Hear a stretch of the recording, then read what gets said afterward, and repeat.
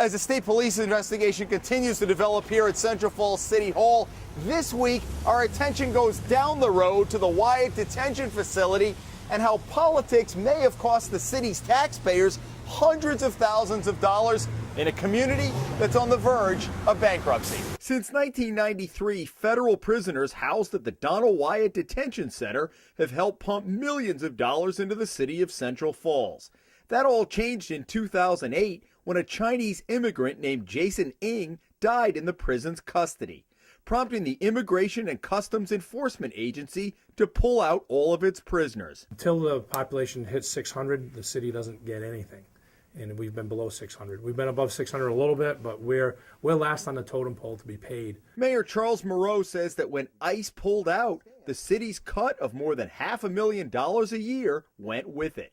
The Ying case was clearly a black eye.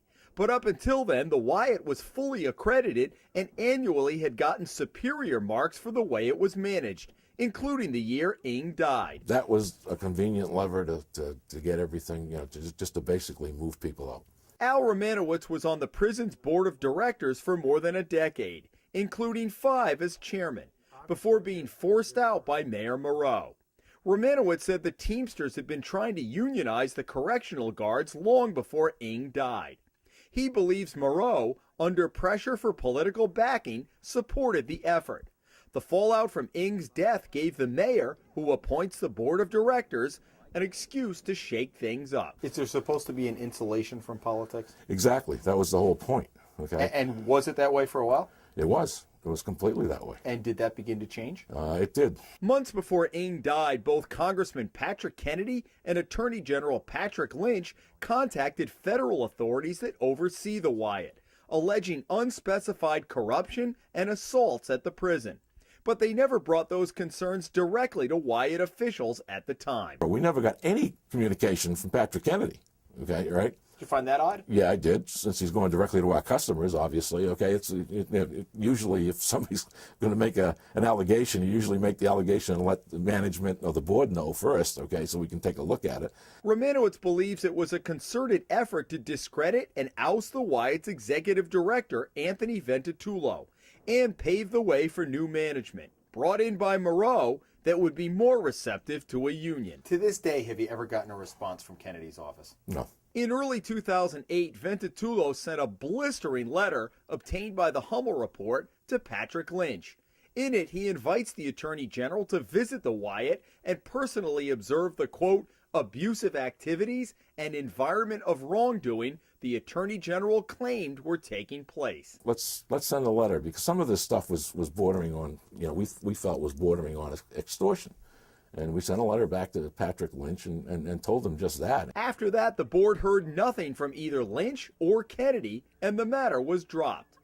After Ng died and ICE had pulled out the prisoners, Ventatullo went to Washington to meet in person with the congressional delegation. But he got nowhere. Senator Reid never showed up for a scheduled meeting in D.C., and his office never responded to repeated follow-up requests by Ventatullo. Do you have any doubt that if Jack Reed picked up the phone, or Sheldon Whitehouse, or Patrick Kennedy, or Jim Langevin, if they called ICE and put the pressure on, that they could have gotten those prisoners back? Exactly. I think that would have been the result, okay, of coming back.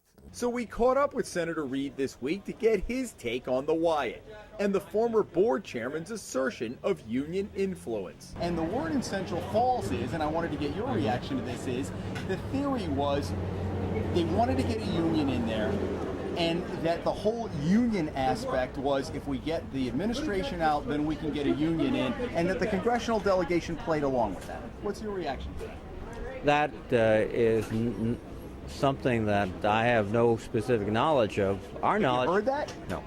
Our knowledge basically was what, again, was reported to us by the authorities that were in charge. They basically vilified the facility.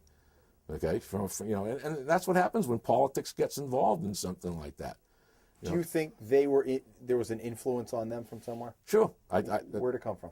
I think it came from personal opinion. I still think it comes from unions. We spoke with Mayor Moreau several months ago before our series of stories launched a state police investigation into his administration. Even though the Wyatt had never produced more than $600,000 for the city in any one year, the mayor had high hopes and estimates for the revenue it would bring to his city this year. Yeah, we have them budgeted this year for $1.2 million. And that's, we came up with that number after consulting with the warden and the chief financial officer and the finance department here. But sources tell the Hummel report the figure was manufactured by Moreau, who announced late last month the city is considering filing for bankruptcy. Romanowitz says Moreau's efforts to shake up management and pave the way for a union have backfired, costing the city's taxpayers more than $750,000 over the past year and a half. Instead of looking at the stinking solution, okay, in terms of what's best for, the city, everybody else involved, okay, it's the politics. In Central Falls, Jim Hummel for the Hummel Report.